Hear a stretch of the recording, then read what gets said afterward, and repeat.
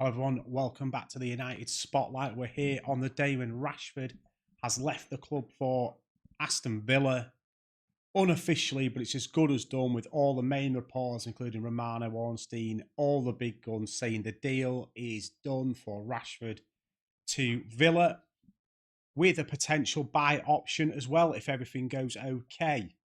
The talk is that they're also playing well over 50% of his wages, so they're going to be paying in and around probably 150 grand plus per week for Rashford for 6 months.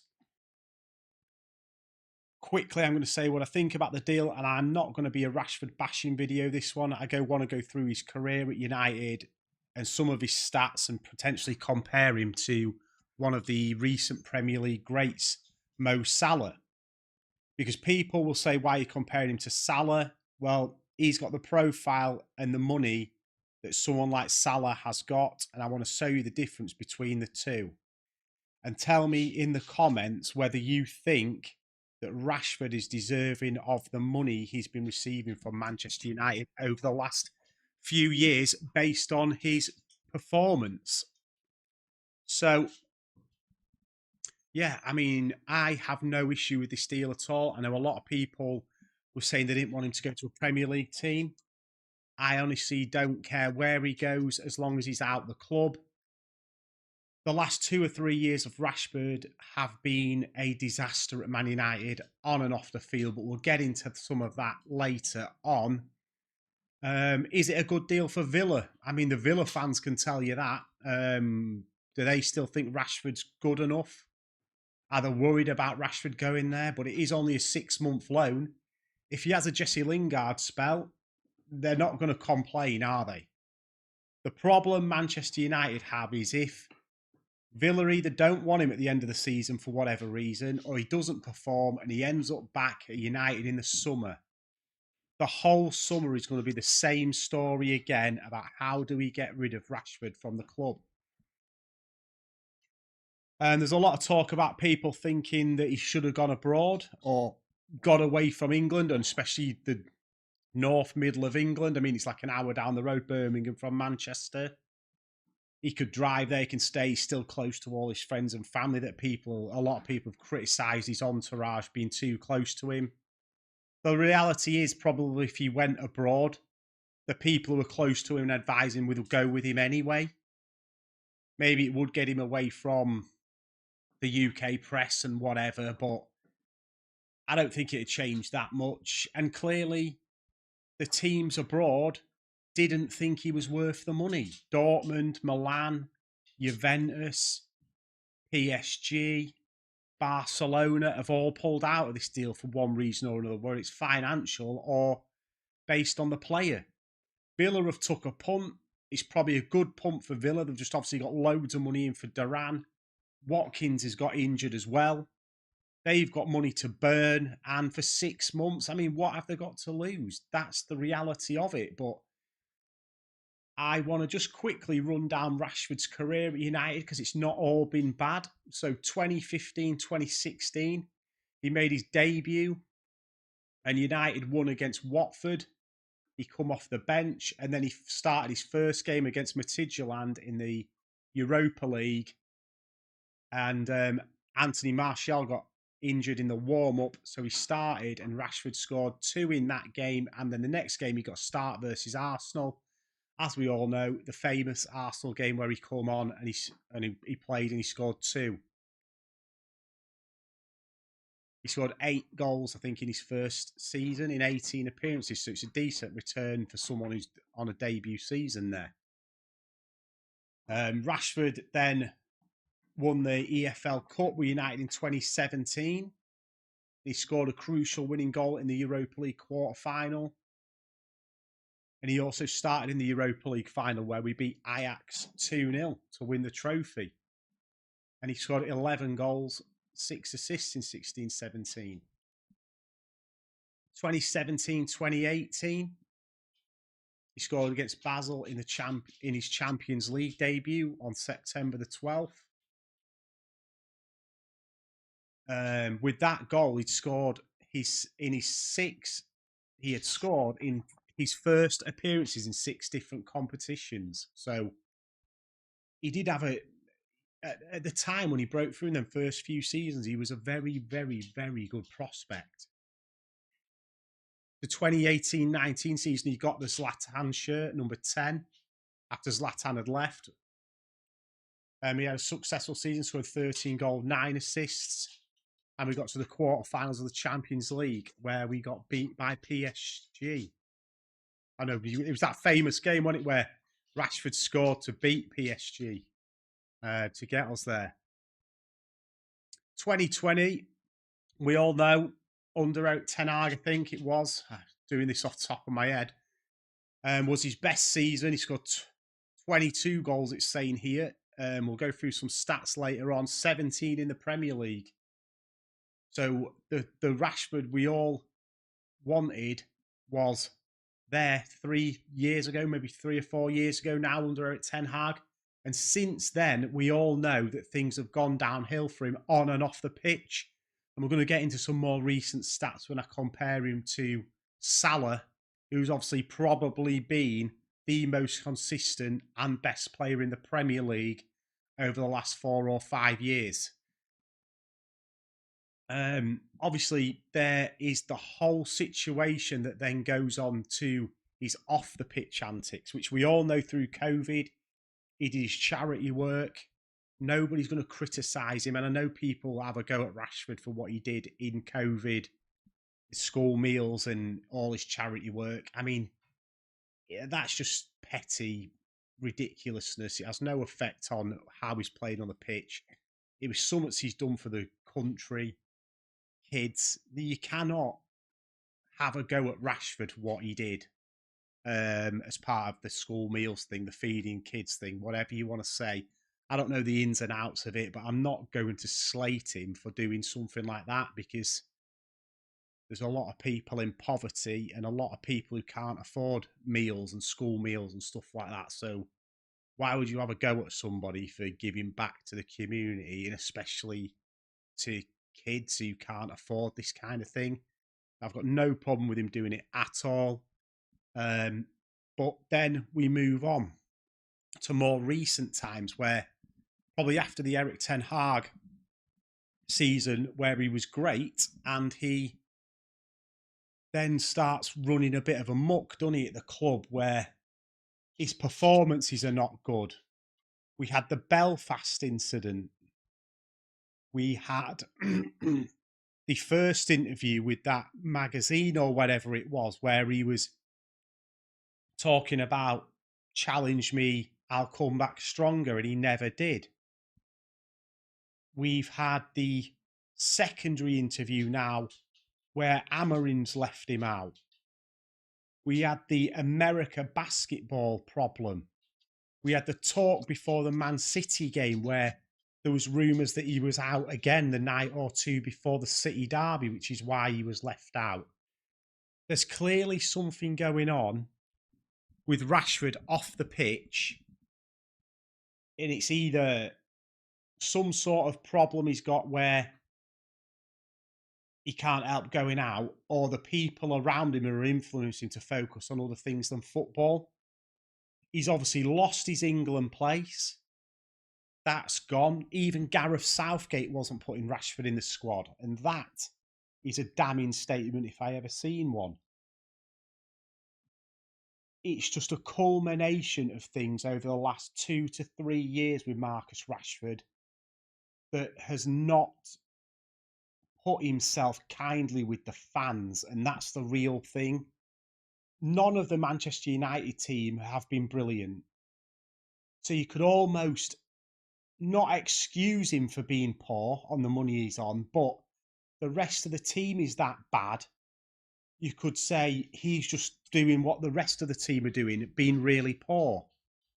The problem with him is his lack of effort, which has clearly been a problem under Ten Hag and maybe even Ollie, but they didn't have the balls to deal with it. And he's coming to this club. Amarin's coming to the club and seen it, and he's having none of it. He's seen him for what he is, and he said, "Book your ideas up, else you're off." And the facts are, is he's now gone. There's other players in there like Garnacho who got pulled for it. He's got his head down and worked hard. People moan at Casemiro and he's not playing, but I don't think Amorim has a problem with Casemiro's work rate or work ethic in training. I think he just thinks he's not good enough to be a starter. But there's clearly a huge issue with Rashford's work ethic at the club, and there has been for the last 2 or 3 seasons at least, if not longer. And for once, we've finally got a manager and an ownership that are willing to confront the problems at the club.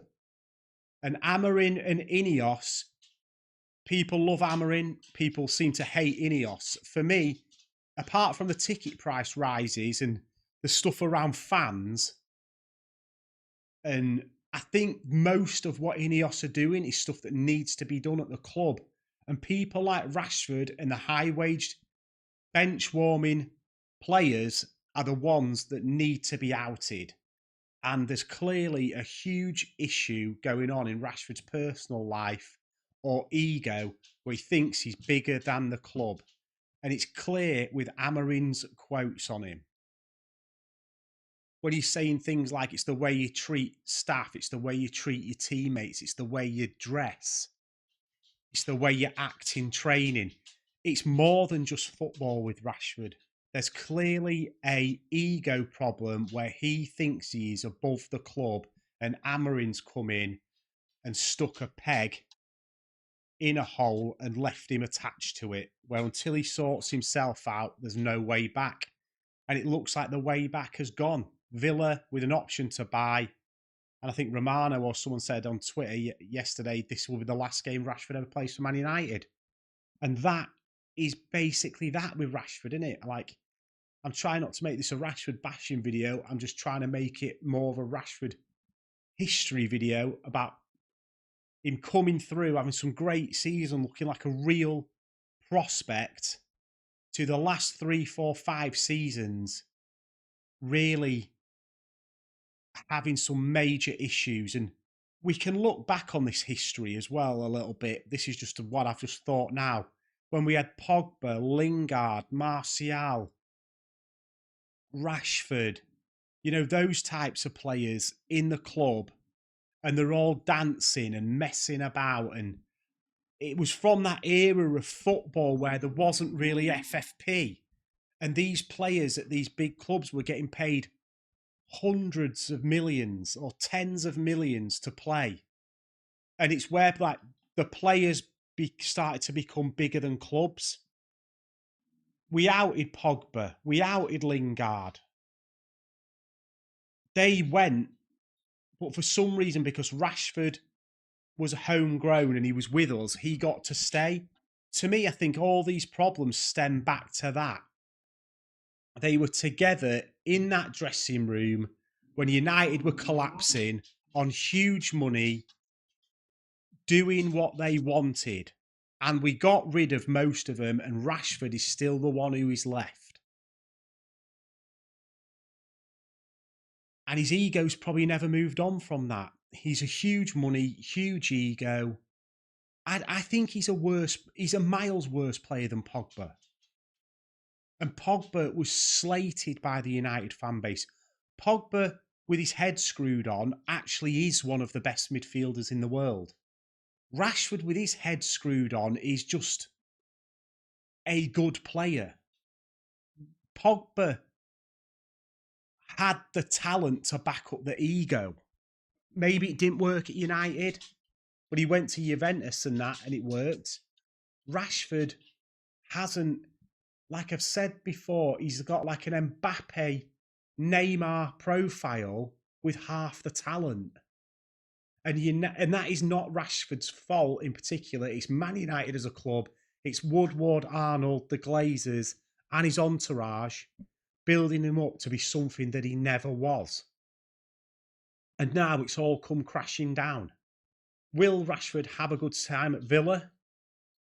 Time will tell, because Unai Emery, I don't think, is a manager who's going to who's going to take any prisoners. If he starts messing about at Villa, he'll be on the bench there. He's going to have to get his head down and work hard. And he's probably lucky Duran's gone and Watkins is injured, because he's going to get straight in the team and probably get a few games to get himself back to fitness. One, because he's not played for 7 weeks. And two, give himself a good starting chance to get a couple of goals and get his form back. But we will get into those stats now just quickly. I'll get them up on the screen. I'll just move myself over it. Had a bit of recording hiccup there, but you can see the transfers. The stats are on the screen now. So we've got Mo Salah from 2021. I'm looking at the Premier League stats here mainly because the Premier League is where the real statistics should come into opinion for me. Europe, apart from the later rounds of the Champions League and Europa League, you're playing poor teams all the time. So we're going to focus on Premier League here, really. You can look at the overhauls, but top players score 15 to 20 plus goals in the Premier League on a consistent basis. Scoring 8 in the EFL Cup or 8 in the Europa League, I'm afraid you're playing Championship or lower Prem teams, and the teams in Europe are nowhere near as competitive as the teams in the Premier League. So let's go. 2021, Mo Salah, 37 games, 22 goals, 5 assists. Rashford, 2021, 37 games, 11 goals, 9 assists. So half the goals of Salah, but more assists. Probably not the worst season there by Rashford, but it's hardly brilliant when you compare it to the amount of goals Salah's scoring. And then we get on to 21-22 for Mo Salah. 35 games, 23 goals, 13 assists. 11 contributions in the Champions League. Huge season from Salah there, 21-22.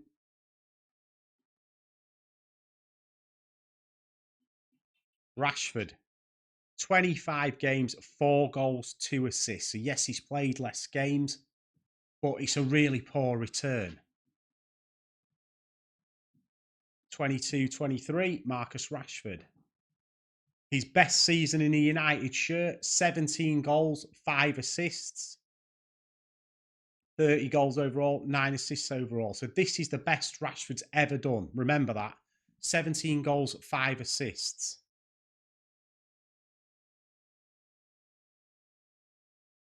And yes, I do get Liverpool have been a better side than us for the last 5 years. So that does play into it slightly. But same season for Salah, 38 games, 19 goals, 12 assists. So for as good as Rashford's had, his best season forever at United, Mo Salah outscored and outperformed him. And let's not forget this particular season, Marcus Rashford, all of his goals came in the first half of the season up to about January. January to the end of the season, he was completely off it. He barely scored any goals the back end of the season. It's like he had a huge purple patch for 6 months and then went away. So let's not think that this was a full season of Marcus Rashford. It wasn't. It was about 6 months. He had an immense time and then went off the boil. So then we get into last season. Rashford, 33 games, 7 goals, 2 assists. Really, really poor again. And let's look at Salah.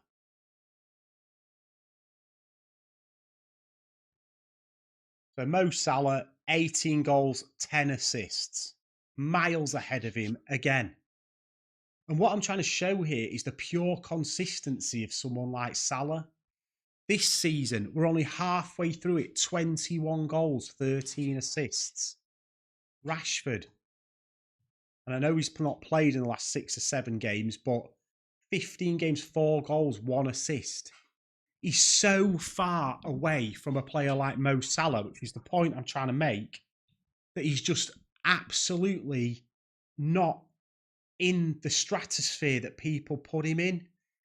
He is a steady Premier League player. If Rashford played for Bournemouth, probably when he goes to Villa, if he played for West Ham, if he played for Fulham, people would think he was a very good player. But there's a difference when you move to the so-called top sides. You've got to be super, super consistent. You can't have 5 games where you're a 3 out of 10 and 1 game where you're an 8 out of 10. Look at the consistency of Mo Salah's stats there. Nearly 20 goals in the Premier League for the last 5 seasons in a row. Rashford has never made 20 Premier League goals. Since he broke through in 2015, the most he's ever scored is 17, and he's done it once. And that's in 8 or 9 seasons now at the club as our so-called biggest earner and biggest profile player. And like I said, I didn't want to make this a Rashford bashing video, but I wanted to put some stats up there for people to see that maybe Rashford and the fan base and the whole of the UK media and football just need to bring Rashford down from here as a player and bring him down to reality. If you have a Mo Salah who's up here, a Kevin De Bruyne who's up here, a Haaland who's up here, Rashford is here. This is his level. He's not on the elite level like those players, and he never has been. And that is one of the biggest things Man United and Rashford have done wrong over their career, is put him on a pedestal when the reality is he's probably a player that should be playing in a probably top 10 side of the Premier League and having a good career. And in that instance, you have to feel a bit for Marcus Rashford. But then you could say, on the other hand, he's brought this on himself. I mean, you tell me what you think of Rashford. I know there's a lot of people who still love Rashford out there in the fan base and the community. There's a lot of people who hate him. I don't really hate the guy at all. I just think it is time that he moved, and this will be a good move for him. And all I want is for him to do well at Villa, so they buy him, or somebody else buys him. I don't want him to do poorly at Villa, and the whole 6 weeks of the summer window we're left with the same "is Rashford gonna leave" talk. Tell me what you think about the stats. Tell me what you think about Rashford leaving. Like, favourite, subscribe. Hit me up on the next one, which will probably be sometime after the Palace game. Either tonight or tomorrow on the Dog Walk Diary maybe. And I will see you on the next video. Poosh.